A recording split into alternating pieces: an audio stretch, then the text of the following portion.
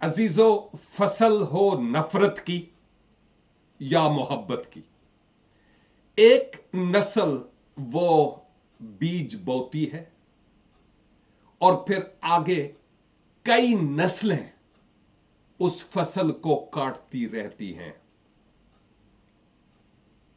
कलाम भी कहता है, जैसा बोओगे वैसा ही काटोगे। और हम अपने रोजमर्रा की जिंदगी में तजुर्बा के मुताबिक भी ऐसा देखते हैं।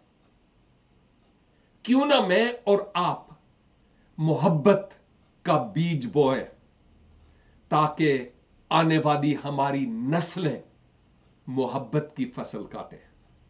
अगर हम नफरत और कदूरत और दुश्मनी का बीज बोएंगे तो फिर आने वाली नस्लें भी ऐसे ही बीज के मुताबिक फसल काटेंगी।